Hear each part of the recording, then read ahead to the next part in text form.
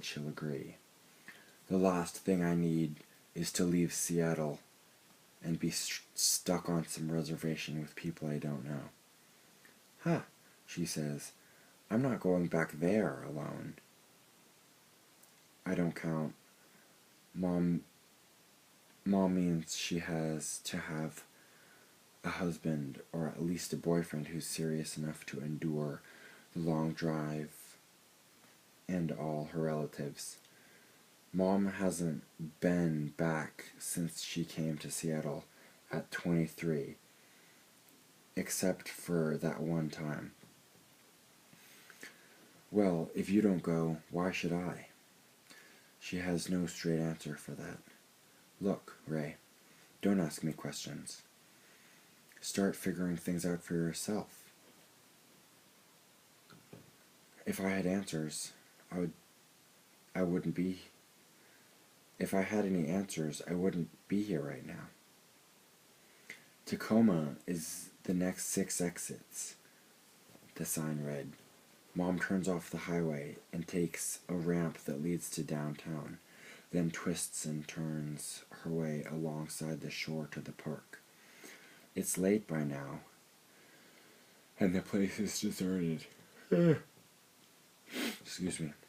The trees are dark blots against the cloudy night sky, and in their shade the land is pitch black. Signs appear out of the night, illuminated by our headlights. Arrows pointing, falling rock. After a mile or two, Mom pulls the car off onto the pine needles that line the road and idles the motor. This is as far as you go. Forget it, I say. You're bluffing. The hell I am! I'm not getting out. This is a solo. Mom is rough and knocks me with her elbow as she reaches across and flips the handle on my side. Her arm is hard as a stick. The door falls open. And after all those damn State Farm payments, it sure isn't going to be Elvin who collects as next of kin. You're just going to dump me here like this, in the middle of nowhere late at night? She sits there with her hands in her lap, waiting for me to leave. This is the kind of thing that could scar me for life. I used a phrase I've had on all my children. I'm over my limit with Mom. I can't keep pace with her. Ever since I can remember, I've been caught in her ups and downs, and all I've led to is this, me sitting in a dented car with a motor convinced she's about to drive off a cliff in a public park just to spite my father, whom she's just told she never needed anyway. You'll win, I say. Go for it. I just hope the policy is paid. I slam the door and stand by the car. The night air is chilly and smells of salt water and fir trees. I look around for anything I can see, but it's too dark. I kick the side with my heavy boot, deepening the dent. I kick it again. Mom glares at me from the driver's seat, her mouth open in shock. She sits there for a minute, not moving. I think she's changed her mind, but no. She turns the key. The engine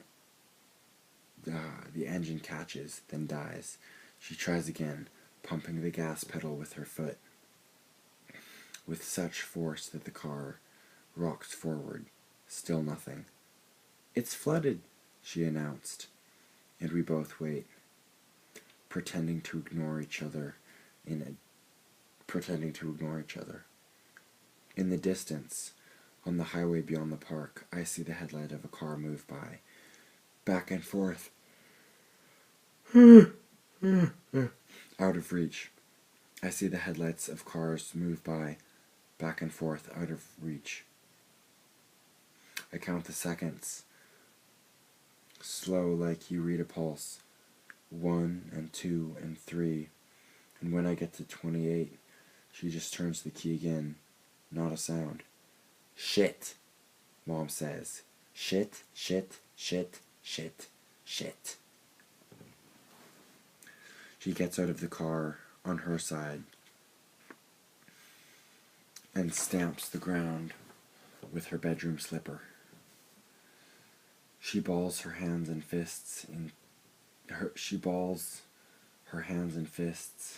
and beats them against her forehead.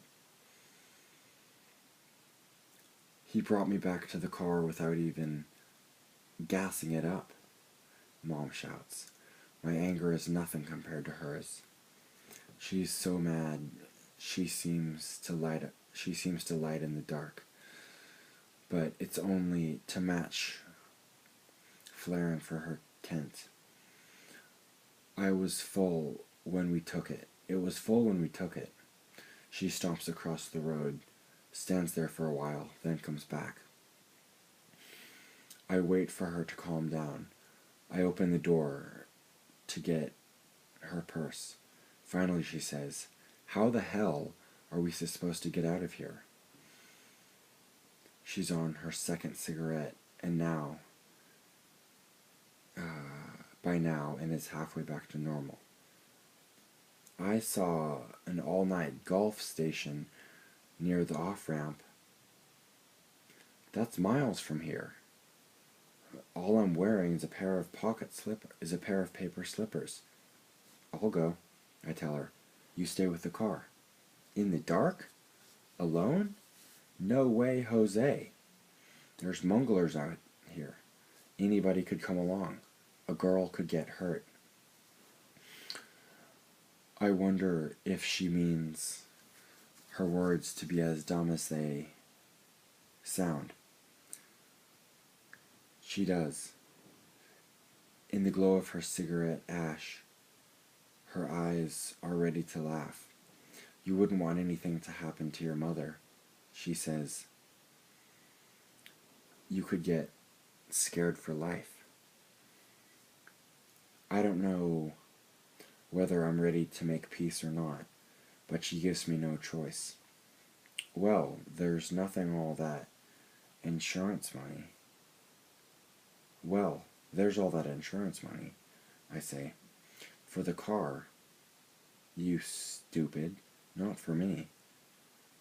For you to get rich. They have to trash the car. Somebody already did. We both look. The taillight dangles from the rear fender, spilling a red beam at a funny angle. The dent in the side door has grown from my kick, and the lying broken gas gauge illuminated on the dashboard, still lying, broken gas gauge illuminated on the dashboard, still points to the F hunched onto one side of the road. The voilier looks like a bomb down on his back. Mom must be thinking the same thing. This car could use a drink, she said, and finally laughs.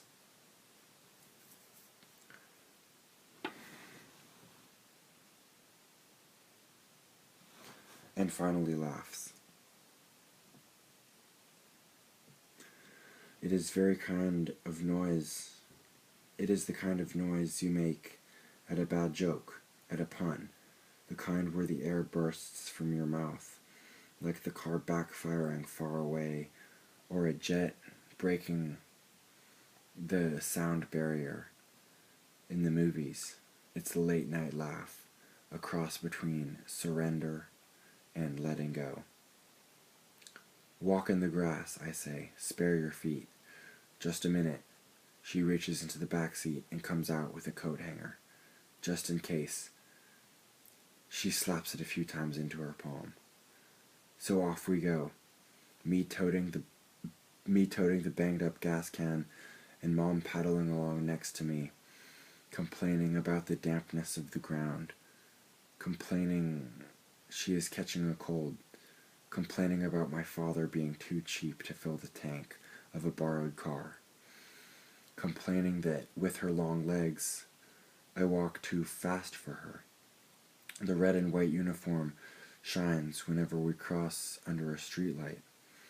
I return her purse, and she runs the brush through her thick curly hair, but she never stops, never drops back, and by the time we reach the Gulf station, she's the first one in, all smiles, ready to charm the sleepy man behind the desk into giving us a lift. Alright, friends, so that's the end of chapter 1 of this book, A Yellow Boat in Blue Waters, right here. That's the end of chapter 1. I'll be posting chapter 2, 3, 4, etc. at a later time. Thank you and have a good night.